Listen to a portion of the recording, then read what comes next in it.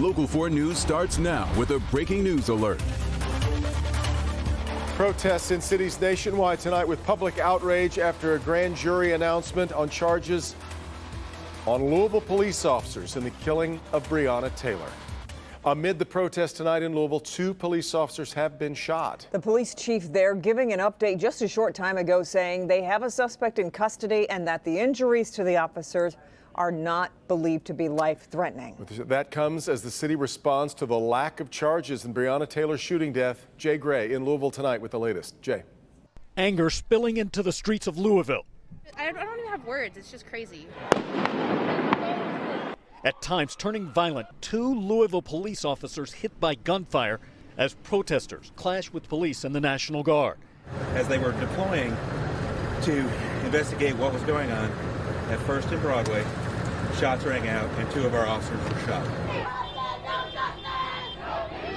After a grand jury's decision that no Louisville police officer will be directly charged in the death of Breonna Taylor.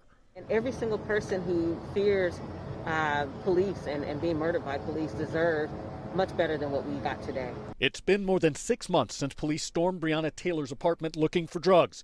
Her boyfriend, Kenneth Walker, thinking it was a break-in, shot at officers who fired back, killing Taylor.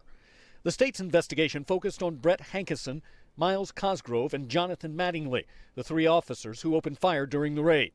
Only Hankinson, who was fired from the department, was indicted on 3 counts of wanton endangerment for firing into a neighboring apartment. And our investigation found that Mattingly and Cosgrove were justified in their use of force after having been fired upon by Kenneth Walker. The Taylor family attorney calls the decision outrageous.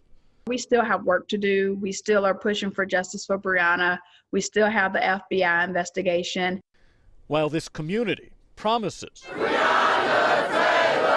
to continue saying her name. Jay Gray, NBC News, Louisville. Meanwhile, here in downtown Detroit, a group of more than 100 protesters gathered outside Detroit Police headquarters before marching through the streets of downtown, calling for justice in Breonna Taylor's death. Tim Pamplin is downtown tonight with the night cam. Tim. Protesters about 100 strong marching down Woodward Avenue along the Power to the People mural towards Spirit Plaza. Many of these protesters, familiar faces. They've been protesting in the city for well over 100 days now. Tonight the focus was on Breonna Taylor. The Detroit protest wound around downtown, bringing traffic to a standstill at times, with police monitoring from a distance. Take a listen to this. Confirmed 2 small children, a little girl and a little boy, in with the protesters. Keep this in mind if we have to do a response. Yes, Detroit police cognizant of the fact that there were young children in this crowd, should any action be necessary by the police force. There were a couple of incidents, a scuffle here in Greektown, and the statue of Alexander McComb was spray painted again. Slave trader, land thief, it says. Here's Commander Zalaji. He's tasked with policing these events. Do not destroy any property. Do not engage any persons that may have an opposing view to you. It's not the time. Violence is never the answer in this. Exercise your right, do it peacefully, get your message out there. People are listening. So by and large, a peaceful protest in downtown Detroit. Protesters say they're coming back day after day. That is the scene tonight, downtown with the night cam. Tim Pamplin, Local 4. All right, Tim, after dire predictions about Michigan's budget due to COVID-19, tonight finally some good news. Tonight, the Michigan Senate and House approving by an overwhelming majority a budget going forward to 2021 with no massive budget cuts. Mara McDonald is live downtown. And Mara, there's 2 big reasons for that.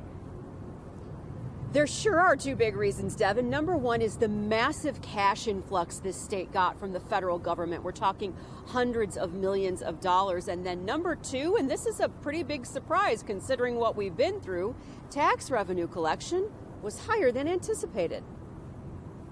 Michigan's legislature passed a budget tonight, and the governor says she's signing it.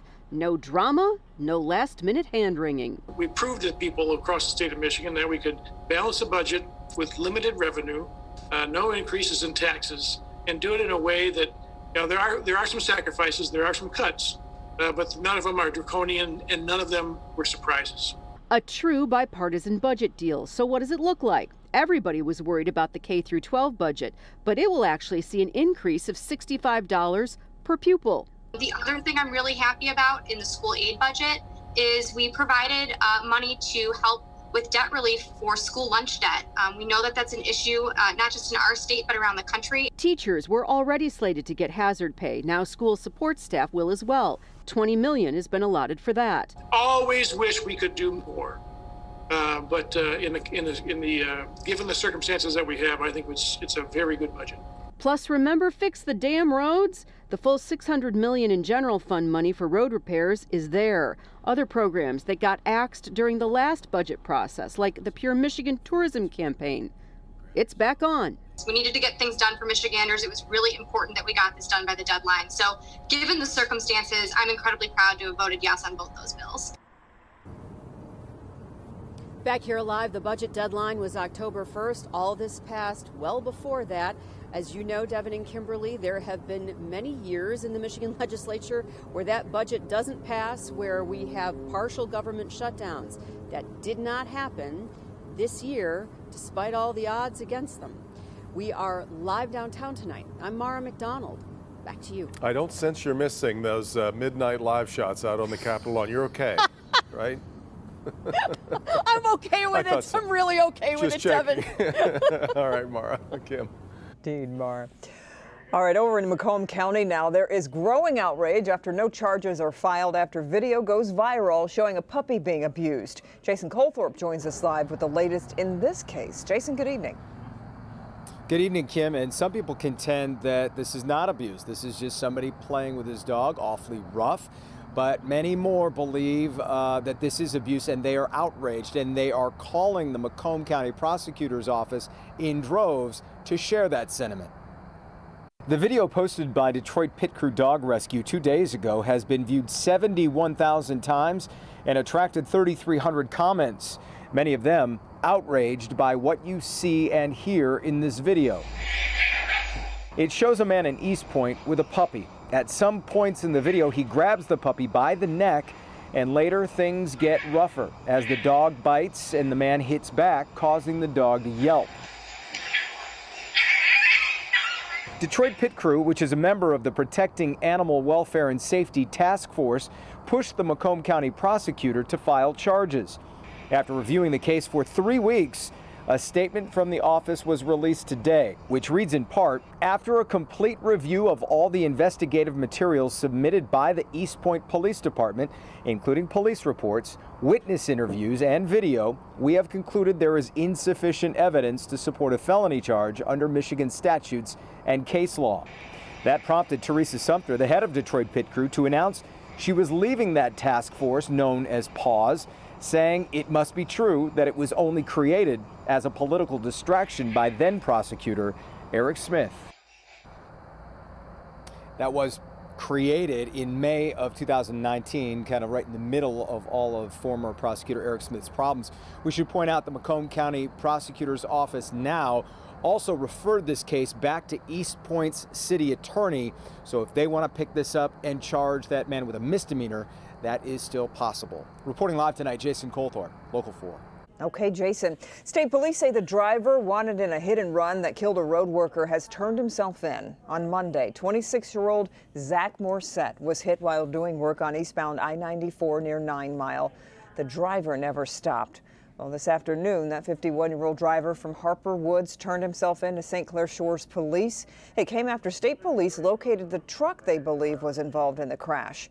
No word on what charges he'll face.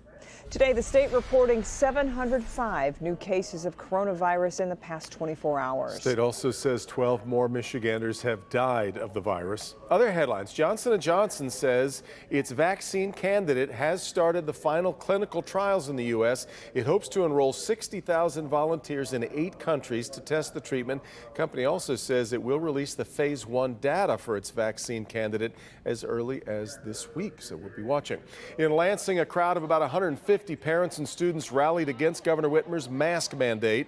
for high school athletes, arguing that kids wearing masks on the playing field is not just a nuisance, but a danger.